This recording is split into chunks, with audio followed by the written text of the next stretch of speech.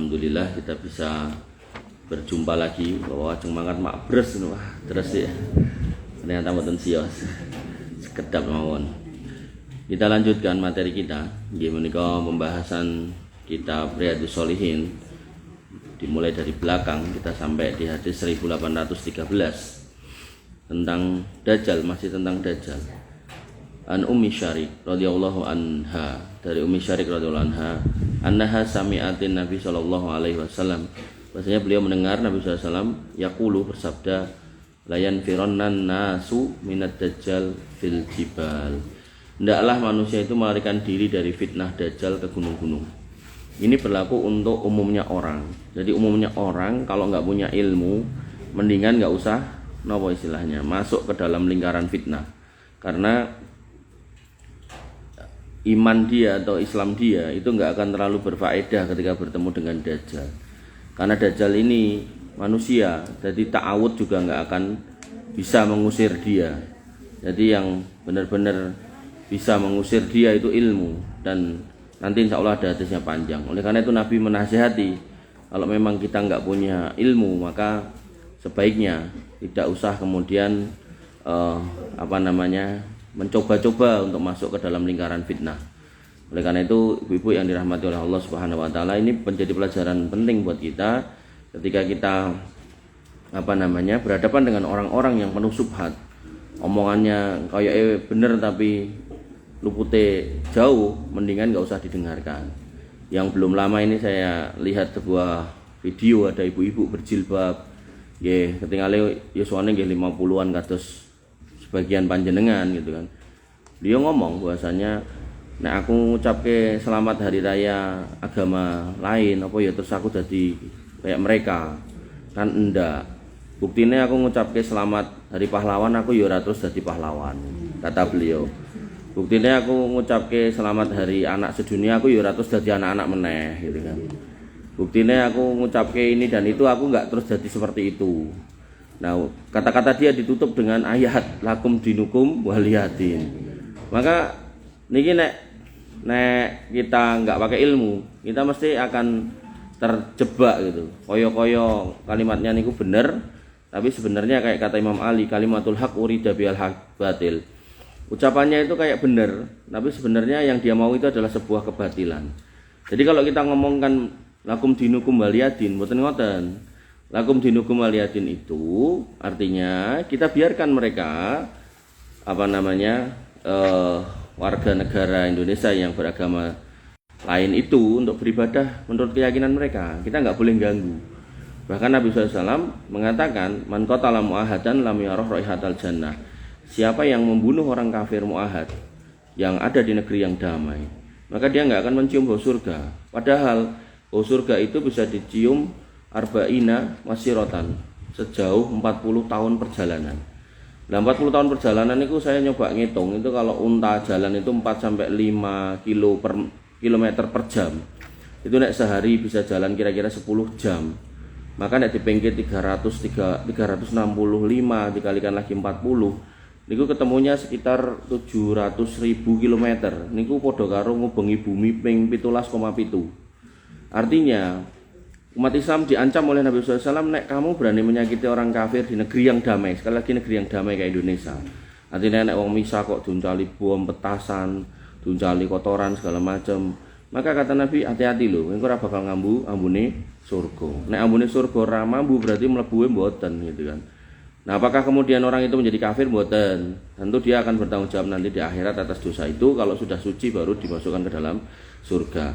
Ala kulli hal, itulah yang disebut toleransi pada kita, yaitu kita nggak boleh mencampur adukkan keyakinan kita dengan mereka, karena jelas berbeda. Yang satunya menyatakan Allah itu tidak punya anak dan bukan anak siapapun, yang satunya menyatakan dia itu anak Allah atau bahkan Allah itu sendiri gitu. Maka ini jelas berbeda, makanya nggak bisa kemudian diucapkan dengan kalimat-kalimat seperti itu. Makanya saya sering memberikan contoh gitu kan, ketika panjenengan tiba-tiba didatangi sama seorang Joko umur 17 tahun atau 18 tahun terus ngomong soal Bu Tanti, parani, Bu, kula niku asline nggih anake Pak Warto. Nah, tentu dalam diri kita nggak mungkin gembira, mesti anyel tau gitu kan. Maka itulah potret bagaimana kemudian sebenarnya kita tuh yo sedih dengan perkataan bahwasanya Allah itu dikatakan punya anak. Tapi ala kulli hal agama kita memosisikan toleransinya, yaitu bukan kemudian mencampur adukkan. Makanya termasuk kalimat yang koyoke bener ning jane lupute kadoan itu ada juga orang yang mengatakan ngomong ngono kuwi rapopo wong cuma omongan. Kepentingan isi hati. Nah itu juga dibantah dengan ayat mengatakan laqad kafarul ladina qalu, sungguh telah kafir orang yang mengatakan mengatakan apa? Innallaha salisu salasa. Allah itu anggota dari trio trinitas. Itu salah gitu kan. Ada juga yang mengatakan itu kan rapopo. Kan berarti Tuhan kita bersaudara. Maksudnya piye? Kan keluarga. Tuhan kita bapaknya, Tuhan mereka anaknya lho. Iyo keliru. Allah juga mengatakan lam yalid walam yulad. Allah itu enggak pernah punya anak. Artinya Allah itu enggak pernah mau menerima siapapun jadi anaknya. Walam yulad, dan Allah juga enggak pernah melahirkan. Sehingga Allah juga enggak pernah mau jadi orang tuanya siapapun gitu loh. Jadi semua pintu ke sana itu sudah ditutup, dan oleh karena itu maka kita enggak boleh kemudian menyakiti Allah Subhanahu wa taala dengan kata-kata seolah-olah omongan-omongan itu benar, seolah-olah kita ini orang yang gimana gitu, tapi sebenarnya itu salah. Ngoten nggih. Jadi di sini Nabi SAW mengingatkan dalam kisah Dajjal ini, nek nganti tenan ndelok Dajjal wis ora usah ngetes ilmu, mendingan lunga. Nek iso nyelametke diri. Tapi nek akhirnya ketemu ya wis gitu kan, nanti dihadapi. Maka kandungan hadis ini disebutkan oleh Syekh Salim bin Al-Hilali, yang pertama anjuran untuk melarikan diri dan menjauhi kawasan-kawasan yang terkena bencana. Jadi kalau emang di situ ada bencana, bil khusus bencana fitnah, dengan ada tengah-tengah komunitas yang penuh subhat omongannya, maka sebaiknya jangan nimbrung, geser, pindah, nyari komunitas-komunitas yang tidak menimbulkan subhat atau fitnah. Karena kalau subhat ini itu kalau halal haram jelas, tapi kalau subhat itu samar. Kadang orang itu kalau nggak punya ilmu nggak bisa melihat itu. Rumangsane aman-aman aja, baik-baik aja. Contoh di di Papua itu ada budaya bakar batu. Jadi daging sayur campur dari siji, ditaruh di satu timbunan, terus ditumpui daun-daunan, terus ditindai pakai batu yang sudah dibakar di api gitu. Nah, terus berkumpullah orang yang muslim dan non muslim makan bareng gitu. Koyone kok akur, damai, asik gitu kan. Nah, tapi yang terjadi ternyata daging ini udah dicampur antara ayam dan babi. Nah, terus lah ya sing Islam mangan ayame no, sing Kristen mangan babine gitu. Ketoke kaya bener gitu kan, tapi mboten bener niku gitu loh. Karena kalau sudah tercampur seperti itu, ya otomatis ayamnya juga terkontaminasi babi ngoten. Jadi nggak bisa niku dilakukan makan-makan bareng seperti itu. Nek misal mau makan-makan bareng, ya masake dhewe-dhewe gitu. Otomatis alatnya ya dhewe-dhewe. Atau nek perlu sing Islam nggo panganan dhewe kok omah. Jadi bakar batu itu kan cuma budaya masyarakat dalam rangka untuk ngumpul lah gitu. Jadi nggak ada kaitannya dengan agama. Jadi kalau memang mau seperti itu makan-makan ya nggo dhewe-dhewe gitu loh. Ngoten. Kalau memang ada masakan yang haram gitu loh. Makanya dalam konteks kita bermasyarakat ketika ada acara makan-makan gitu kan, kok kemudian yang ngundang orang non-muslim, maka kita boleh menghadiri dengan catatan makanannya jelas halal. Makanya jenengan nek misalnya ada tetangga yang non-muslim yang ngundang Mang Sanjang, iki masakanmu aja mbok kayak aneh-aneh lho. Nah, ora Mbak iki mau ngayam kok. Tenan ya. Ya. Karena Nabi SAW pernah diundang seorang Yahudi wanita untuk makan paha kambing. Dan Nabi SAW bertanya kepada wanita itu, boleh nggak saya bawa yang lain? Dibawalah beberapa sahabat. Nah begitu datang ke tempat Yahudi itu disuguhkan paha kambing, bilalah yo enak, makannya sing sahabat itu makannya telap-telap gitu kan, cepet gitu loh. Nah Nabi makan baru dapat 1 atau 2 gigitan, pada gigitan yang ketiga paha kambingnya ngomong.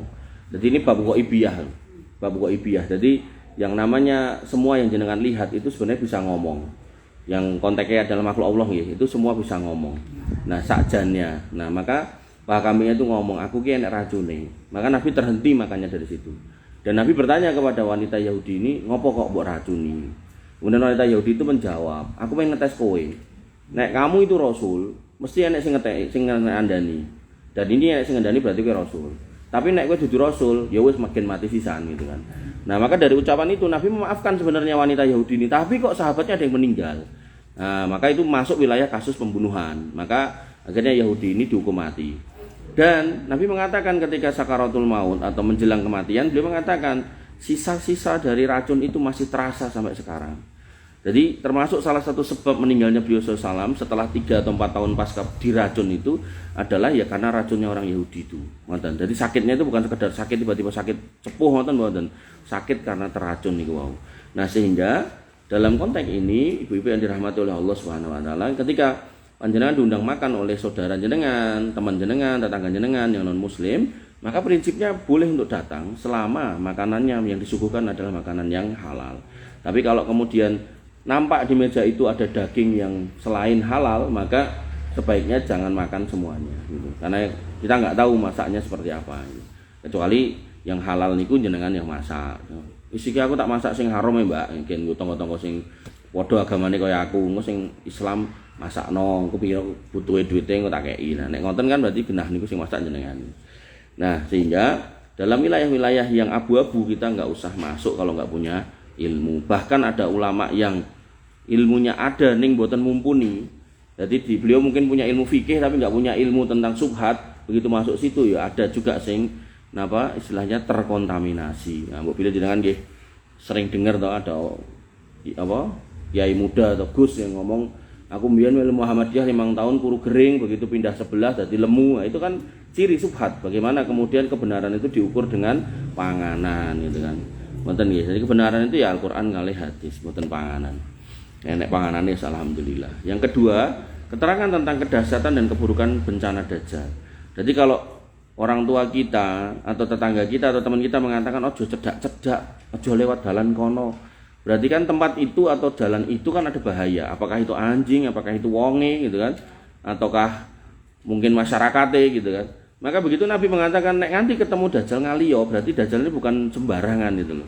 Bukan makhluk Allah sembarangan. Ini orang yang penuh fitnah. Dan menariknya Al-Masih Isa itu juga punya gelar Al-Masih, Dajjal juga punya gelar Al-Masih. Nah, Al-Masih itu kalau secara bahasa yang saya tahu wallahu alam itu maksudnya yang diurapi, yang diberkati, yang diminyai. Nah, yang direstui untuk menjadi utusan Tuhan. Mung bedanya Al-Masihnya Isa itu benar-benar seorang nabi, ning nggak pernah ngaku jadi Tuhan, ning dipertuhankan oleh manusia, khususnya yang mempertuhankan dia. Tapi kalau Al-Masihnya Dajjal, dia diberikan kuasa sebagaimana Isa, bahkan lebih, karena saya belum pernah baca ayat Isa bisa mendatangkan hujan, bisa mengeluarkan perbendaharaan perut bumi, saya belum pernah baca ayat itu. Nah, sehingga secara gampangnya Al-Masih Dajjal ini seolah-olah luwih sekti dan dia mendakwahkan dirinya sebagai Tuhan. Jadi kontrasnya Isa. Nah, Isa niku dikasih kuasa menghidupkan orang mati, menyembuhkan orang buta, orang kusta, kemudian mendatangkan makanan dan seterusnya. Itu dia gak mau menyatakan dirinya Tuhan, tapi manusia menyebutnya Tuhan. Nek sing ini dia gak disuruh nyebut Tuhan, ning dia nyebut dirinya sebagai Tuhan dan minta diakui sebagai Tuhan. Dan dia bisa melakukan hal-hal yang dilakukan Isa, bahkan ada kelebihan yang lainnya, ngoten nih. Nah, dan ini manusia gak merasa nek dia jadi fitnah di akhir zaman. Jadi dia gak merasa, jadi merasa berarti aku sekti, ngoten niku. Dan ini hari ini kita banyak lihat orang-orang kayak gitu. Jadi dia ngomong Nabi Muhammad itu jelas Isra Mi'raj seumur hidup sekali. Terus dia ngomong nek guruku ping 70. Itu sebenarnya kan juga bagian dari fitnah. Artinya kalau kita mau jujur, iki wong iki jane ngomong salah ning ra rumangsa salah gitu. Dielekke malah nesu gitu. Nah, gitu. Maka hal-hal seperti ini sudah mulai ada. Walaupun bukan Dajjal, tapi sudah mulai ada. Dan itu disebut oleh Nabi SAW sebagai ad-dajjalun, dajjal-dajjal kecil. Jadi bahasanya Dajjal ini kan artinya pembohong, orang yang pendusta. Jadi omongane kira bener gitu kan. Walaupun mukjizatnya itu ada, bukan mukjizat nggih. Kelebihannya itu bener, bisa hidupkan orang mati. Tapi begitu ngomong sembahan aku Tuhan itu enggak benar gitu kan. Nah, ibu-ibu yang dirahmati oleh Allah Subhanahu wa taala. Hadis nomor 1814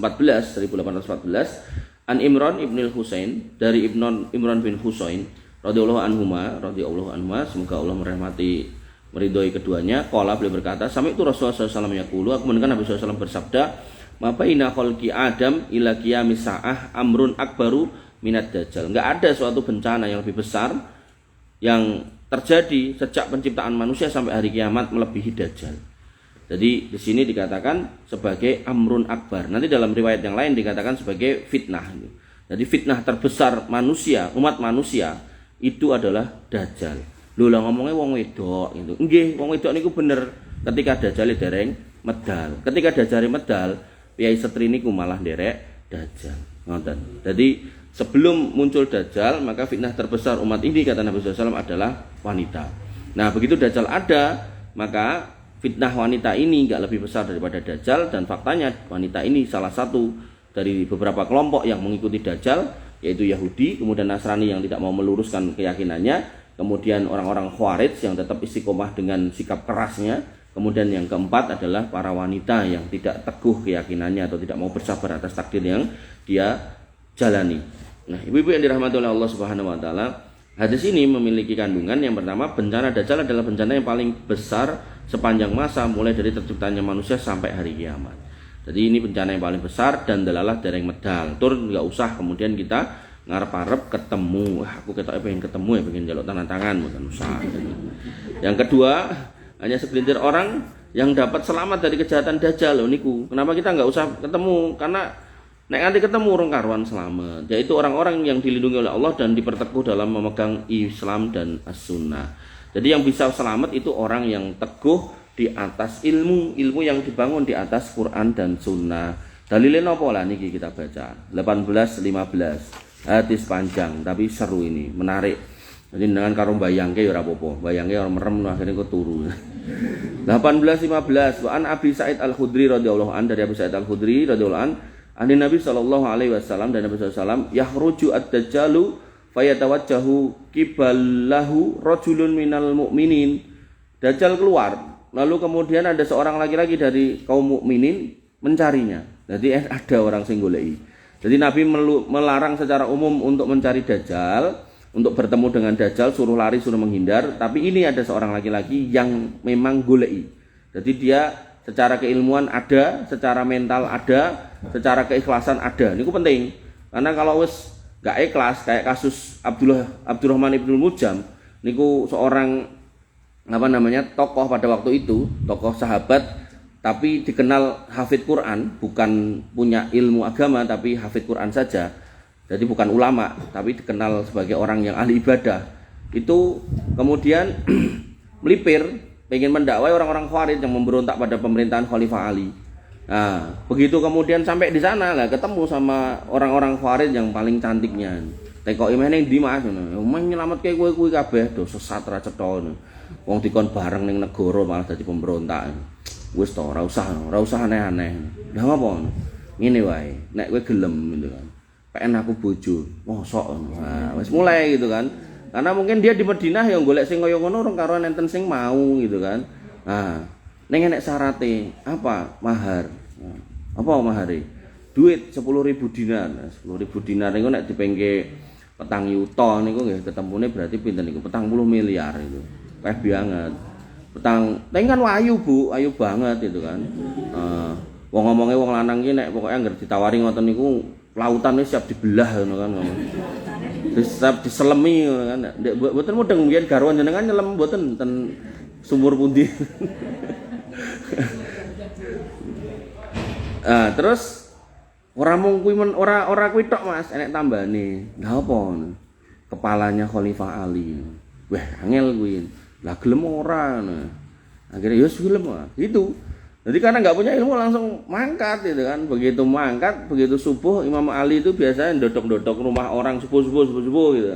Dari ngenten mik ngenten iki, jadi bener-bener sambil jalan itu gedor-gedor gitu kan.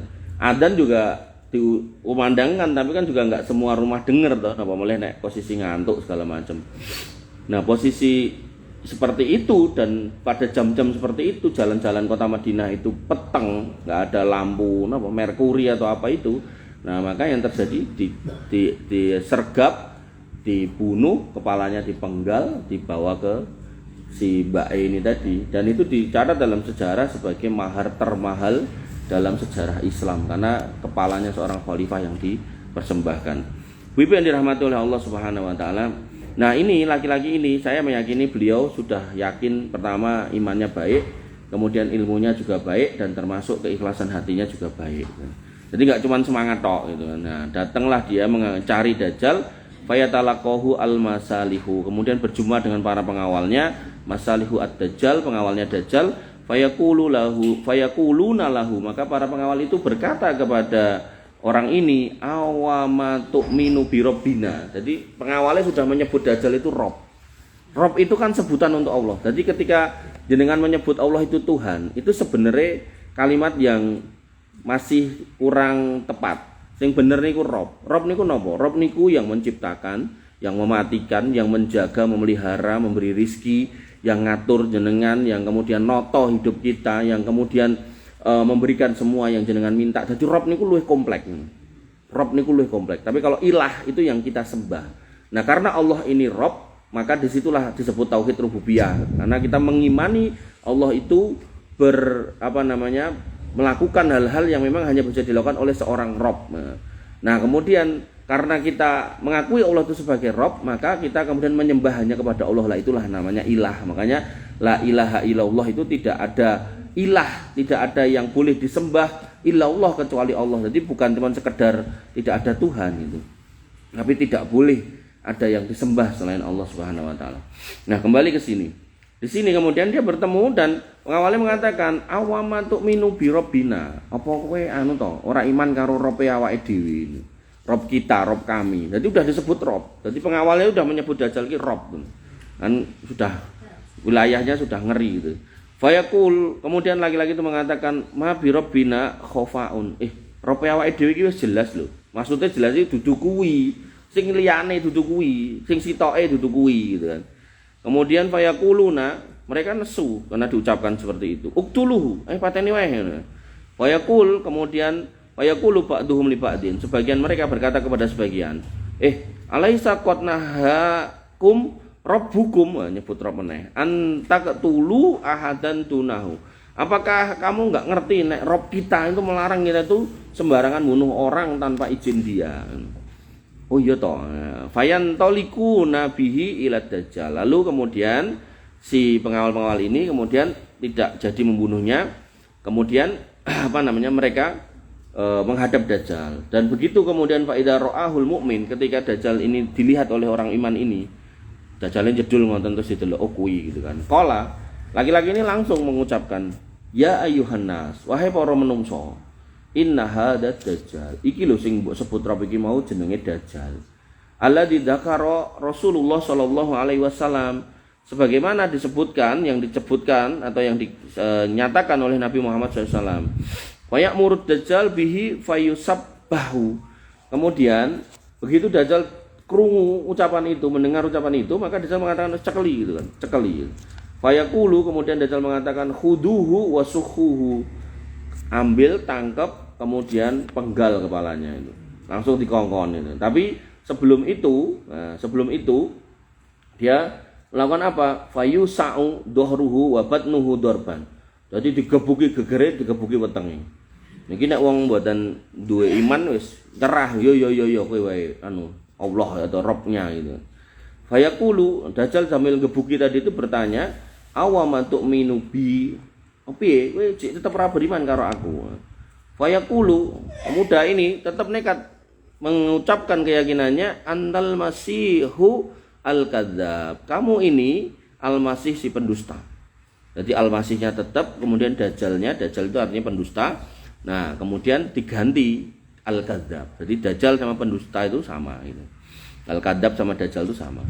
Fayuk marubi, kemudian diperintahkan oleh Dajjal kepada pasukannya, fayuk syaru bil minsari min mafrikihi hatta yufraqa baina rijlaihi. Kemudian disuruh untuk ngambil geraji. Lalu kemudian diperintahkan kepada pengawalnya tadi gerajinen kuwi. Sirai kit kondur tekan ngisor. Lalu summa digeraji. Nah, begitu sudah tergeraji terbelah dua, bruk ngoten. Nah, summa yamsi ad-dajjalu bainal ikit ataini. Maka Dajjal berjalan di antara dua belahan. Jadi niki awalnya setunggal ngoten to, terus dibelah loro. Nah, niki kiwa tengen tugel ngoten, Dajjal lewat tengah. Sret ngoten. Sanes kula nggih Dajjal.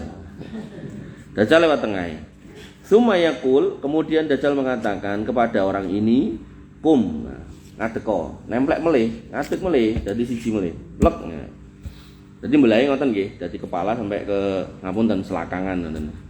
Nah, Fayastawi qaiman. Terus orang itu berdiri. Summa yaqulu lahu. Kemudian Dajjal mengatakan, "Atuk minubi piye? Kowe jek ra gelem iman karo aku." Fayaqulu, kemudian orang itu mengatakan, "Masdatu fika illa basi rotan." Justru kowe nglakoni ngene iki, justru kuwi aku ra iman karo kowe malah menambah basiroh buat saya. Basiroh itu semacam kemantapan hati yang diberikan oleh Allah Subhanahu wa taala, basiroh. Nah, justru aku entuk basiroh iki gara-gara sing mbok lakoni iki. Aku malah kan mantep nek kowe iki dudu Allah gitu. Sumaya qulu, kemudian orang ini ngomong lagi, "Ya ayyuhan nas, innahu la yaf'alu ba'di bi ahadin minan nas." Wong-wong, deloken, dek engko lak ra bakal iso nglakoni meneh sing dik mau dilakoni. Fa yaqudud Dajjal liyatbah.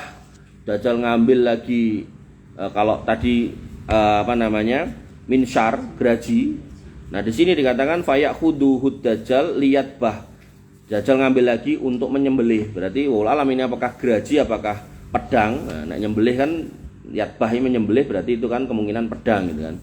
Kemudian fayaj'alallahu ma baina raqabatihi ila tarkuwatihi nusahan.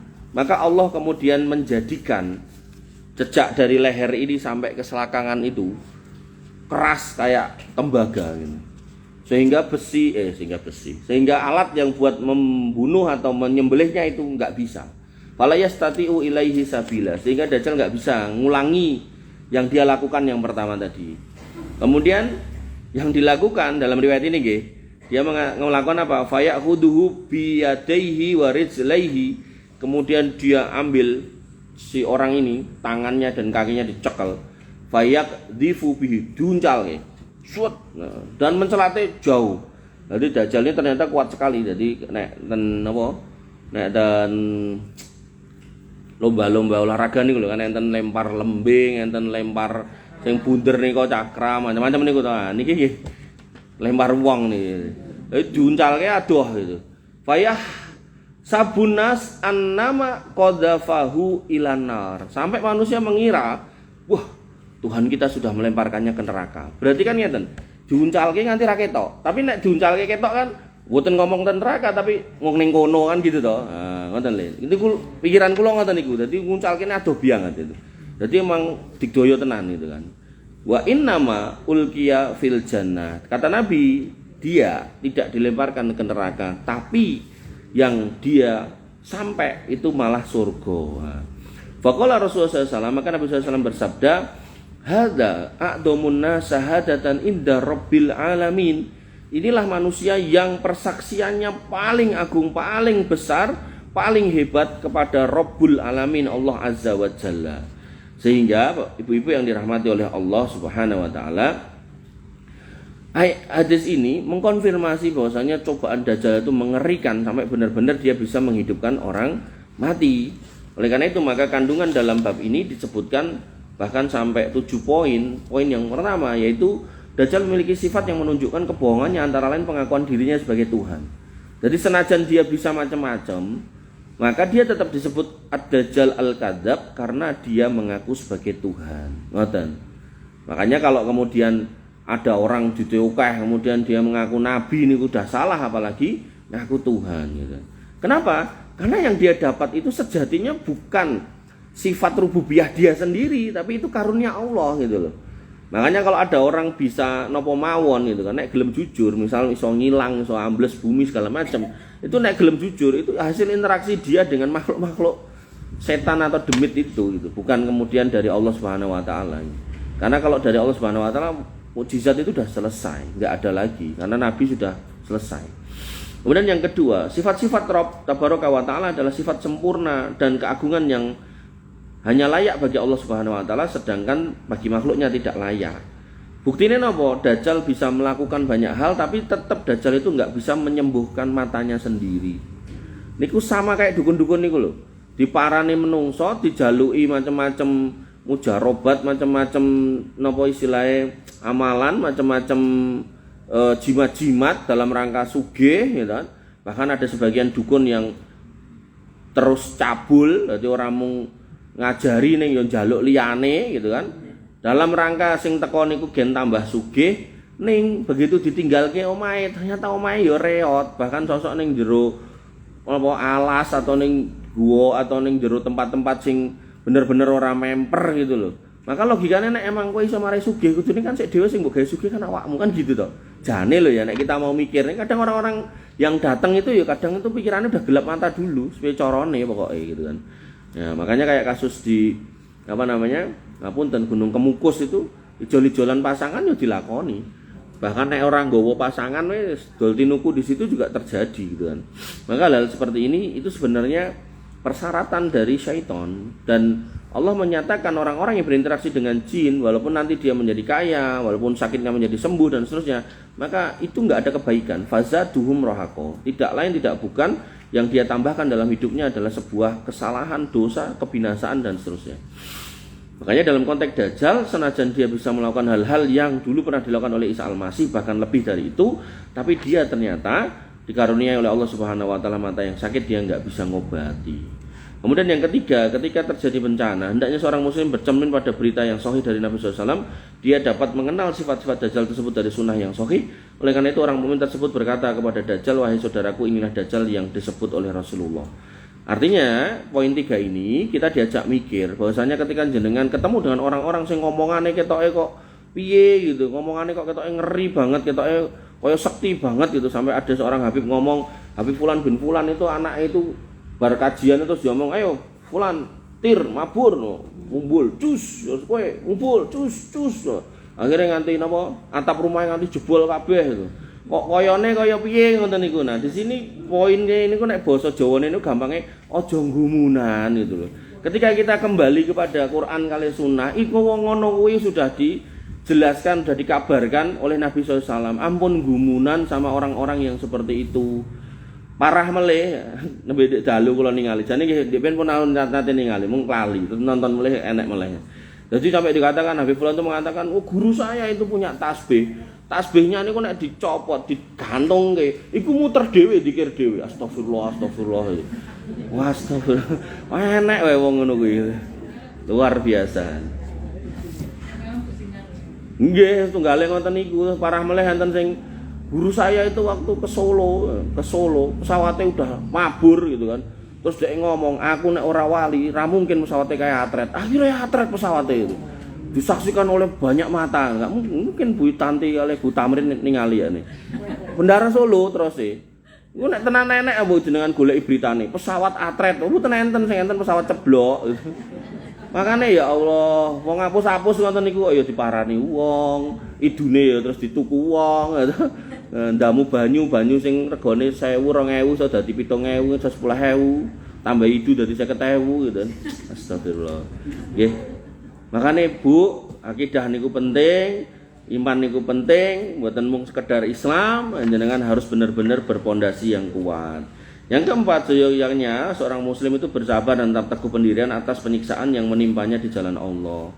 Artinya dengan keimanan kita kok ya delalah, dengan iman kita ya kok ya ditran duwe, urip susah, ngontrakane sosok telat wis ora apa-apa, bismillah, sabar disabari, mungkin lah tekan wancine, mungkin lah ngadep Gusti Allah pun mboten mawon. Ya, sementing di atas keimanan niku kan. Nah, lho tenan kok itu. Yang kelima, Dajjal tidak akan mampu berbuat sesuatu yang tidak diketahui Allah. Karena itu dia tidak mampu membunuh pemuda mukmin itu untuk kedua kalinya. Jadi Dajjal niku nek moho tahu, nah, toh, misal dia tenan Tuhan, Rob, Maha tahu. Kudune dhek ngerti, iki wong iki nek bacokne mesti ora iso mempan, tapi tetap dilakoni, berarti kan dhek ora ngerti. Nah, dan ngapunten nggih, iki nek kula ngomong goblok mungkin enten sing entuk duit 1 juta niku mboten. Dan gobloknya pengikute niku lho. Dia kan sudah menyaksikan pada adegan yang kedua itu dia gagal. Kudune nggih nek jenengan kemudian wah aku sekti bor dhek praktek kesektiane kok ora mempan. Kudune kan orang yang masih punya logika nalar yang baik, kudune kan mertobat, mboten melu to. Mboten ya tetep melu, tur Dajjal ya terus lanjut meneh gitu kan. Padahal harusnya mboten, ternyata wis ra sekti to. Termasuk tadi lho mata tadi lho. Makanya logika-logika sederhana kayak gini ini sebenarnya bisa dicerna kalau kita tuh punya hidayah, basiroh tadi. Tapi kalau enggak punya basiroh angel. Sama halnya dengan ngapunten orang-orang Nasoro ketika saya tanya Trinitas itu apa? Ya Tuhan 3 tapi 1 tapi 3. Lah 1 apa 3? Ya sok 1 sok 3 gitu kan. Oke, saiki pertanyaanku. Jelasno Trinitas dengan kalimat yang gampang. Dia mengatakan aku di rumah sebagai suami, di masyarakat sebagai RT, kemudian di kantor sebagai karyawan. Oke, bisa masuk saya logika itu. Satu orang profesi 3. Terus sekarang pertanyaan saya, ketika dia di tiang salib, sedang nggak bisa kemana-mana, apakah dipaku, apakah ditali, dia itu berkata, Eli Eli lima sabachthani, Tuhanku mengapa engkau meninggalkanku? Pertanyaan saya, dia iki lagi njaluk ning sapa? Mosok nembung ning awake dhewe gitu kan. Dia pun juga bingung jane, tapi akhirnya napa? Yus imanku ngono kuwi. Ha iki lho. Padahal logika sederhana. Kalau kita mau menalar itu sederhana, sampai Allah itu mengatakan dalam Al-Qur'an, kana yakulani to'am, dia dan ibunya makan makanan. Kalau makan makanan, nek telat mangan luwe, kok kan mangan warak, mangan terus, bisa diare gitu kan. Nah, itu logika sederhana manusia. Dan itu juga disebutkan dalam Alkitab, itu banyak ayat-ayat tentang dia makan, dibawakan makanan, dia lapar, dia letih, dia haus gitu kan. Itu manusia sekali. Dan kalau kita mencerna ke belakang lagi, nek dia memang benar juru selamat, pertanyaannya lah saat durungnya kehadiran dia berarti menungso nggak pernah selamat. Kalau emang seperti itu modelnya, maka di mana sisi keadilan Allah kepada manusia yang hadir sebelum datangnya Isa Al-Masih ini? Itu loh. Jadi itu sederhana sekali sebenarnya, tapi yang itu tadi kadang itu gak dapat hidayah, gak dapat basiroh itu loh, sehingga susah untuk menerima logika ngoten niku. Makanya ada seorang mu'alaf tuh yang datang kepada pastornya, pendetanya, bertanya tentang ayat di kitab Nehemia, saya lupa pasal berapa itu. Di situ dikatakan bahwa murid-murid Yesus itu rukuk, sujud, dan kemudian berdoa. Loh, ini kan sholat nih. Kok kita ning gereja ora tau ngene iki gitu kan. Pastornya mengatakan, yo ora wis ngene iki wae pokoke dimani. Loh, ya wis. Angel to. Akhirnya dia pilih mlebu Islam itu karena memang logika itu yang dia terima. Termasuk ketika dirayakan hari Natal tanggal 25 Desember itu jenengan bolak-balik kitab itu enggak pernah akan dapat. Dan jenengan yang pernah pernah punya atau pernah megang kitab itu coba dicari, enggak pernah akan ada tanggal itu di dalam Alkitab. Nah, sehingga itu akidah yang kemudian rapuh sebenarnya. Tapi ya sudahlah. Beruntung panjenengan terpilih senajan randidit gitu kan. Dan kemudian disebutkan di sini bahwasanya keteguhan hati seorang mukmin dalam berpegang kepada Islam dan Sunnah merupakan awal dari kehancuran pasukan Dajjal. Jadi kalau jenengan lihat pemuda tadi itu tidak sedang pedang-pedangan perang, tapi dia cuma menggunakan keimanannya. Bahkan nanti dalam bab Dajjal, walaupun belum sampai di puncaknya itu kematian Dajjal itu bukan karena bertempur dengan Isa Al-Masih, bukan. Jadi Isa Al-Masih niku jedul, Dajjal niku ndelok Isa Al-Masih dari jauh, kemudian dia leleh gitu. Jadi belum diapa-apa gitu.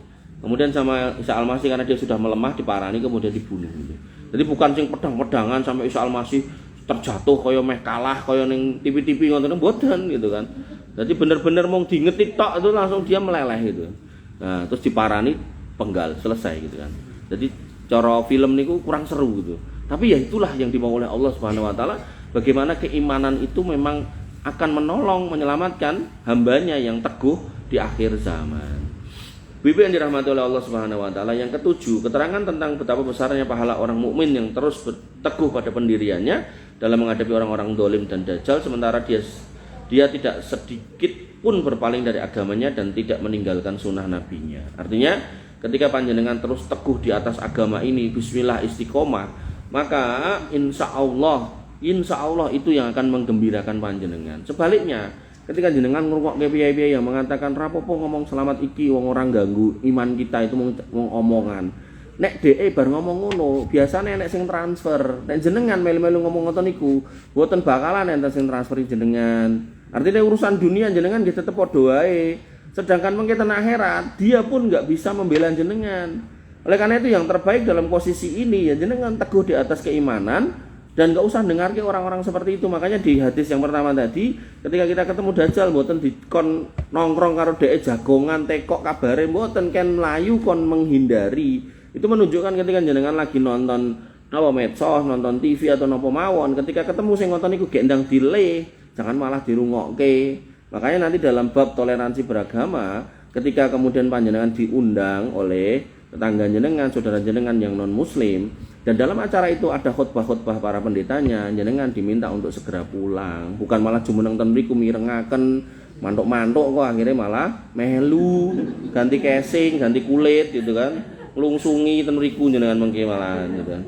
Nah, maka itulah pelajaran yang bisa kita sampaikan pada sore hari ini, semoga bermanfaat. Niki kalau pas layat itu Pak.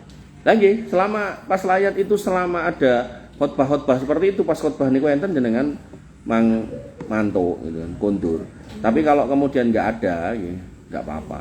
Karena Nabi pernah ada orang-orang Yahudi yang kemudian mau dimakamkan, lewat di depan Nabi, Nabi berdiri sebagai bentuk penghormatan. Tapi Nabi nggak layatan sebenarnya gitu kan.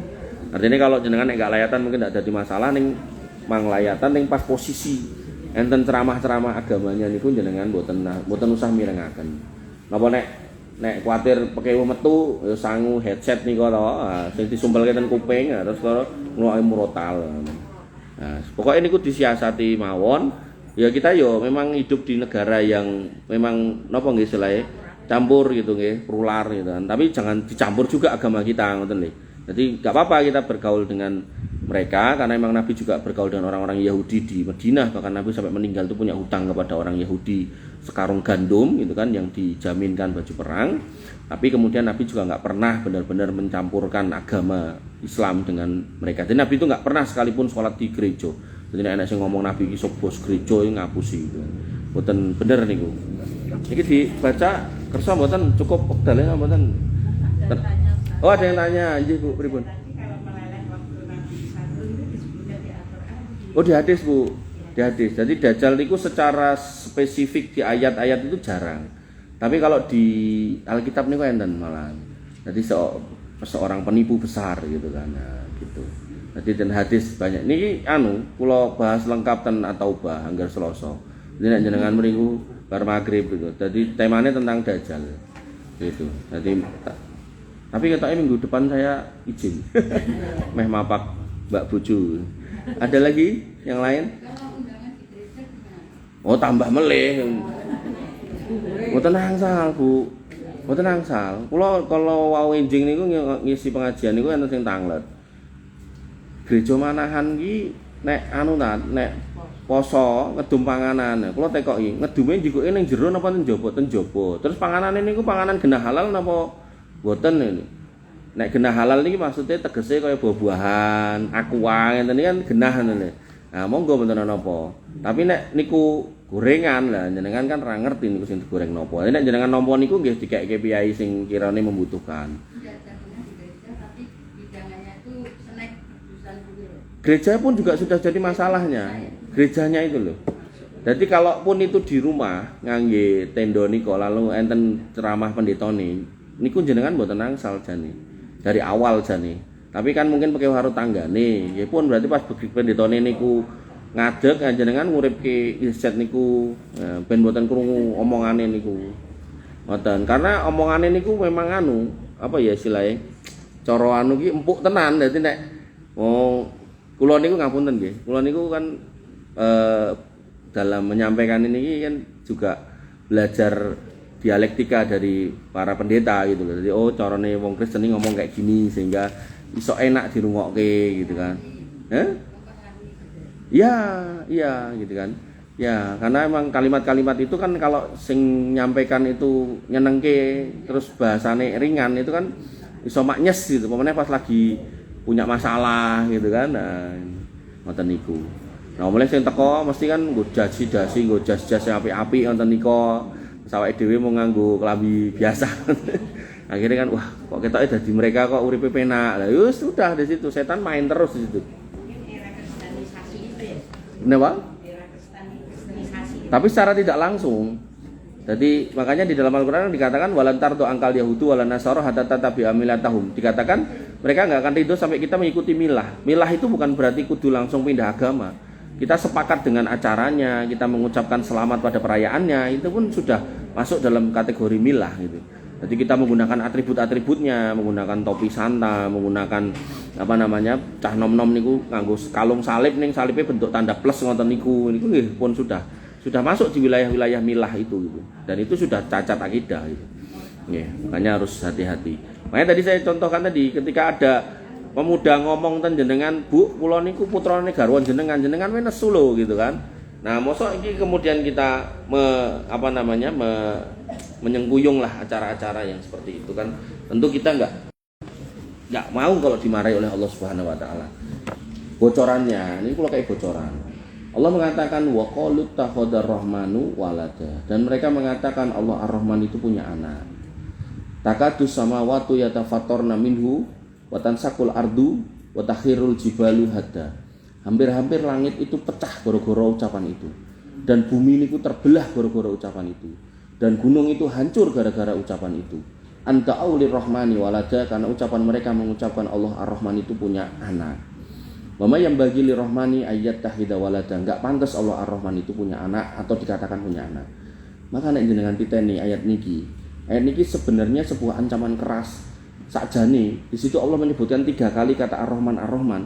Nek Allah itu bukan Ar-Rahman, niki wong kabeh niku nek Allah mau ngebleki bumi, ngebleki langit, napa belah bumi sehingga kabeh amblek, ten niku gara-gara ucapan niku saged. Makanya nek jenengan titeni Bu, niku nek tanggal Desember niku banyak bencana. Niku ten niku sakjane nek kembali ke ayat niku wau. Ning delalah hampir kayak Dajjal ini loh, sing dicoba niku wong beriman. Sing melu Dajjal niku uripe penak, kemudian kecukup, terlindungi, aman terkendali. Bahkan Dajjal iso ngetokke mas-masan saka perut bumi. Dadi mungkin jenengan sing ngapunten wong-wong wedok niku piye-piye setri sing ra duwe penganggon, arep tuku ra kuat iku dikeki gede-gede nek perlu. Sak klontong-klontong sapi ya iso gitu kan. Lah, sehingga yang terjadi orang-orang beriman sebaliknya, panganane angel, tandur-tandur mboten tukul, kemudian larang pangan dan seterusnya. Tapi yang benar apakah sing diujo kalih dunia? Mboten, sing benar tetap yang istiqomah di atas kebenaran, yang tidak mengimani Dajjal itu sebagai Tuhan. Maka dalam konteks tadi sebenarnya pada bulan-bulan ini banyak bencana itu, kalau kembali ke ayat tadi itu nggih memper ning delalah sing dipilih wong iman. Kenapa? Agar wong iman itu liyabluwakum ayyukum ahsanu amala, mau meneguhkan imannya terus. Coba jenengan kula tekoki. Nek misal wong-wong sing ngomong Allah itu punya anak, baru ngomong Allah itu punya anak terus disampluk ora bledek. Iku sesuk tak kira wis ra enek wong sing agamane ngoten niku. Nggih to? Tapi ketika dikatakan liyabluwakum ayyukum ahsanu amala, itu berarti Allah itu menginginkan orang itu beriman itu secara tulus, bukan karena ngomong salah disampluk bledek, kemudian enek acara tempat ibadah terus tiba-tiba ambles bumi. Nek ngono terus gerejane langsung ditutup kabeh. Tapi kan yang terjadi tidak gitu. Allah menyebutkan Ar-Rahman Ar-Rahman Ar-Rahman karena Allah itu punya kasih sayang 100%, 1%-nya itu diwujudkan di dunia, diberikan kepada semua orang, dari yang Islam maupun yang bukan, dan semua kebagian. Bahkan mungkin saya contohkan di beberapa masjid itu yang namanya Harvey Muiz itu tuntutannya 12 tahun, vonisnya 6 tahun, denda 210 miliar, nek ra iso mbayar diganti masa kurungan 2 tahun. Berarti setahunnya 105 miliar. Niku garwan jenengan tak tawari cemplung penjara setahun kayak 100 miliar, mangkat tok. Ora pamit jenengan mesti mangkat wis to. Jenengan ngizinke apa ora wis ra urus mangkat niku. Padahal kita ini mau kerja untuk gaji UMR Solo misal 2,5 niku sewulan kudu kerja mlebu terus, nek bolos dipotong, nek bolos kokean dipecat gitu. Iki mlebu penjara didenda 210 miliar ra iso mbayar, dikurung 2 tahun. Lha penak banget toh. Wong kafir. Maka yang harus kita pahami inilah dunia, Bu. Makanya Allah menyatakan Ar-Rahman Ar-Rahim.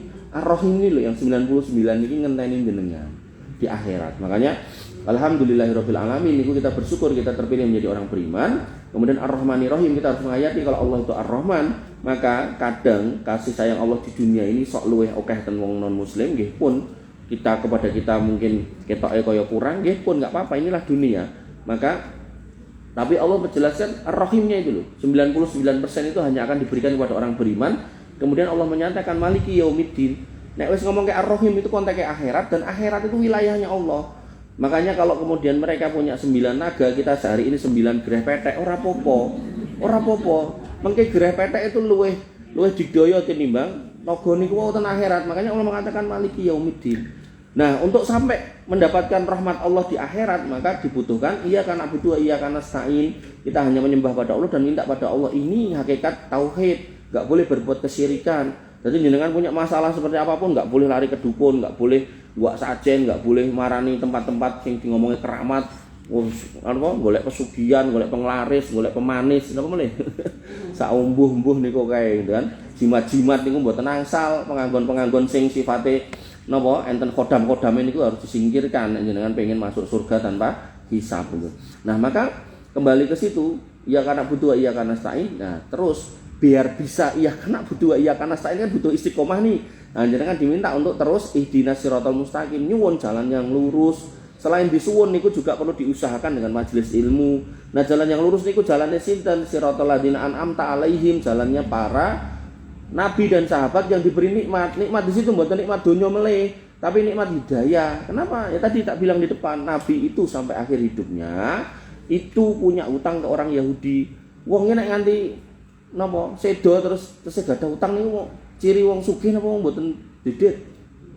Mboten dedet, wong pinternya nabi. Nabi itu begitu punya utang atau berutang naruh jaminan. Jadi sewaktu-waktu nek enggak bisa terbayar niku jaminane. Tapi begitu itu diketahui para sahabat, saya yakin walaupun saya belum ketemu dalilnya, saya yakin pun ditebus kali para sahabat. Jadi nabi itu orang yang cara butuh niku, nabi itu orang yang afaf, menahan diri dari minta-minta. Jadi nabi itu berusaha piye carane selama masih bisa ikhtiar. Bahkan kalau niku mau minta ke Utsman bin Affan, lah kok njaluk mung sekarung, sak budangnya dikei nek perlu. Maka yang harus kita pahami itulah sifat-sifat mulia dari beliau sallallahu alaihi gitu kan. Nah, maka ihdinas siratal mustaqim siratal ladzina an'amta alaihim ghairil maghdub bi alaihim waladdallin. Bukan orang yang termurkai, itu orang Nasrani Yahudi, dan bukan orang sesat, itu orang Nasrani. Kenapa dikatakan dimurkai? Karena mereka ngerti dalil ning nglakoni, ora gelem nglakoni. Yang siji, ora enek dalil ning nekat dilakoni. Contohnya napa? Niku ngatalan. Itu contoh bagaimana kemudian itu nggak pernah ada di dalam Alkitab tapi dilakoni tiap tahun. Dan bahkan ketika mereka menyatakan genah jelas disebutkan lahirnya di Yerusalem nggak ada rusak kutub, ya tetap enek wae angger ning mall-mall rusak kutub gitu kan. Padahal rusak kutub nek dimuten mereka sok malah mati gitu kan. Nah, napa meleh sing niku sing lemu kados kula niku santar kelas niku. Oh ya ora enek meneh ku ya gitu kan. Nah, maka ketika dogmatik yang paling atas ketuhanannya sudah bermasalah, maka kalau sampai bawah-bawah ini bermasalah gini itu wajar gitu loh. Dan itu dianggap biasa-biasa aja, seru-seru aja. Dan balai kota kan apa? Kurcaci ya, ini yo ora enek kan. Jadi tokoh-tokoh fiktif yang dihadirkan. Nah. Nggih, pripun?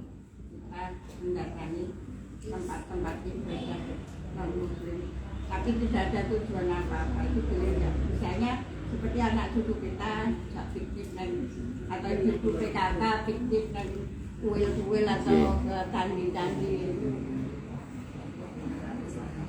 Jadi seorang muslim itu harus mengimani kalau Tuhan kita itu, Rabb kita itu adalah Allah. Dan Allah sebenarnya, kalau Allah nggak menyebutkan dirinya sebagai Ar-Rahman, sebenarnya itu murka sama semua tempat-tempat ibadah itu. Pengennya kaya begitu anak wong nyembah selain Allah tuh pengennya diblokke, ditenggelamke, disambar bledek gitu. Tapi sekali lagi Allah itu menyebut dirinya sebagai Ar-Rahman, maka terhentilah adab itu. Bahkan Nabi disebutkan wa arsalnaka ila rahmatan lil alamin. Rahmatan lil alamin itu salah satu tafsirnya adalah kehadiran Nabi itu mencegah adab bumi hangus oleh Allah Subhanahu wa taala kepada umat-umat yang durhaka.